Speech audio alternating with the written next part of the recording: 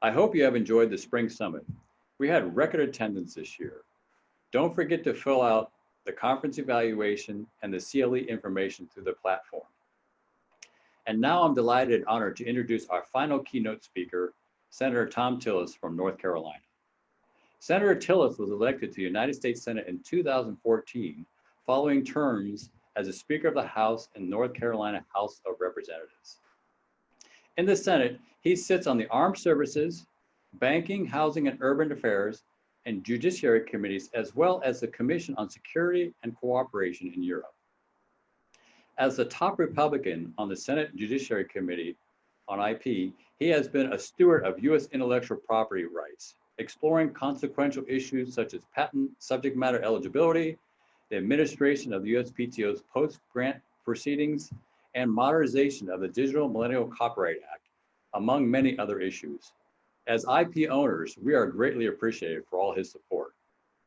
Senator Tillis is also a champion for diversity and inclusion in the innovation ecosystem, sharing IPO's perspective on the need to close the diversity gap in inventing and patenting and within the patent bar.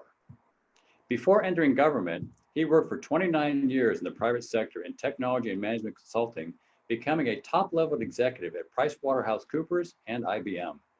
This experience provided him with a deep understanding of policymaking and the management of complex organizations. And now I'd like to hand it over to Senator Tillis and welcome him and thank him. Senator Tillis.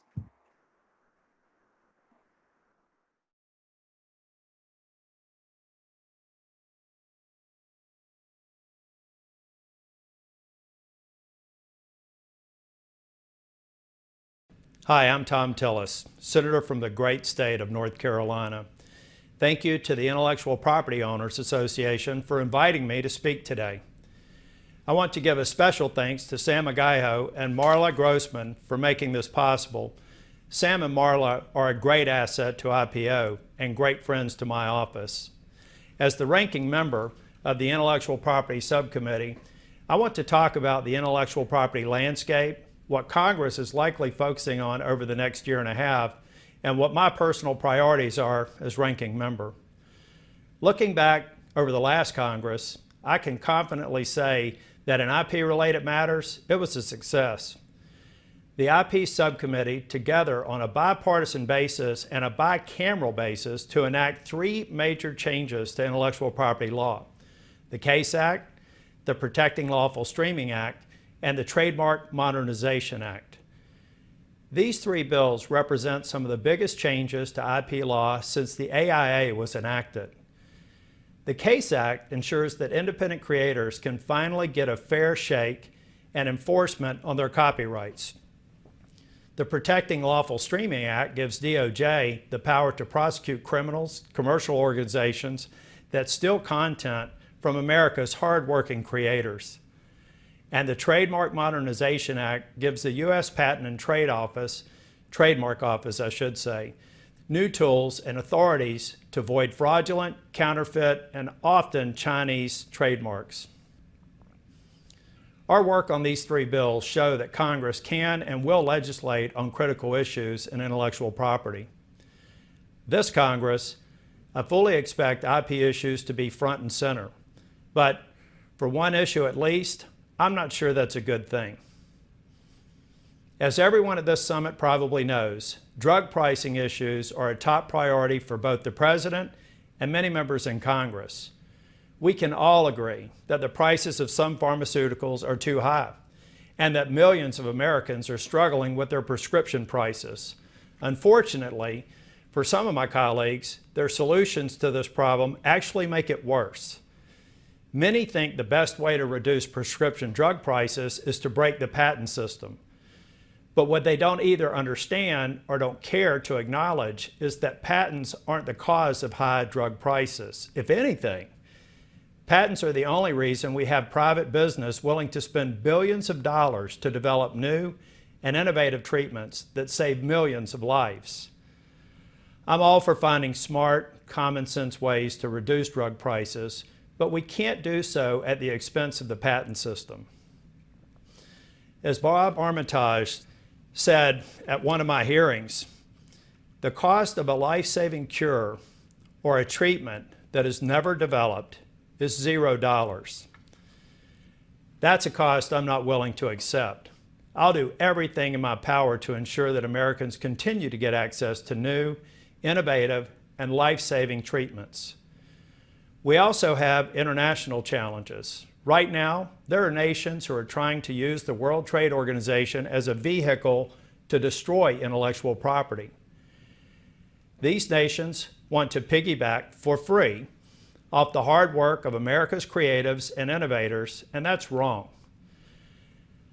I sent a letter to the President in February urging him to stand strong against any proposals that threaten America's innovation economy. But supporters of intellectual property can't spend this Congress on the defensive. If America is going to remain the world's leading innovation economy, we have to start addressing some of the long-term structural issues in our IP system. Those issues are going to be my priorities in this Congress. It should come as no surprise that the most important issue I'm focused on is reforming our nation's patent eligibility jurisprudence. As I've said time after time, our current patent eligibility jurisprudence is an abysmal shambles. You have entire industries that courts have determined to be ineligible for patent protection. Things like a garage door opener and auto parts being deemed abstract ideas, that defies common sense, which is why I'm diligently working to fix this mess. I recently filed an amicus brief in the American Axle case with Dave Kapos and Judge Michel. We argued, with the assistance of our amazing amicus counsel, Rob Rando, that this case represents the right opportunity for the Supreme Court to fix the mess that they created. I'm hopeful that by the time you're hearing this recording, SCOTUS will have granted cert. But if they haven't, I'll be prepared to fix this problem legislatively. In March, I sent a letter with Senators Hirono and Cotton, and also Senator Coons, to the USPTO, asking them to conduct a study on patent eligibility and to report back their findings with legislative recommendations. While we're waiting on the USPTO's responses, I plan on continuing to facilitate stakeholder dialogue and negotiations from all interested parties on a path forward. But while patent eligibility reform is a major priority, it isn't my only priority. My other key focus will be continuing the fight against copyright piracy and reforming the Digital Millennium Copyright Act, or DMCA. The current law simply hasn't kept pace with the times and isn't working anymore. It's past time that big tech companies step up and do more to combat online piracy. They can do a lot voluntarily, but if they won't, then we'll continue moving forward with legislative reform. Senator Leahy was my constant partner on all things copyright last year, or in last Congress, and now he's the chairman. And I look forward to continuing that partnership and working together on copyright reform. But while patent eligibility and DMCA reform are big ticket items, there are plenty of smaller issues that we can get done. From making the Patents for Humanity programs transferable to giving the USPTO director a fixed term limit, I'm going to continue hammering away at these targeted yet very important issues. You should always know that my door is always open to each of you. No issue is too big or too small to be brought to my attention. I hope you know that as long as I'm in the U.S. Senate, you'll have an ally in me. Thank you all for giving me the opportunity to speak with you today.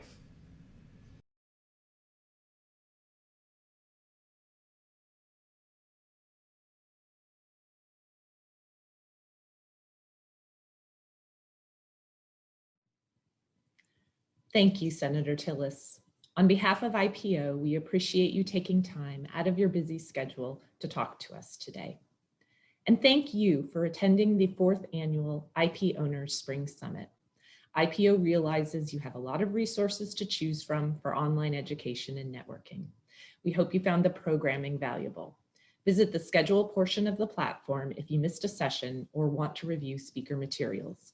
All sessions were recorded and will remain accessible for attendees for the next month.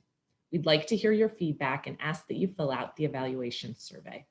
Your comments are important and will be used when planning future IPO conferences and events. I'd also like to give a big thanks to our conference sponsors again for their generous support.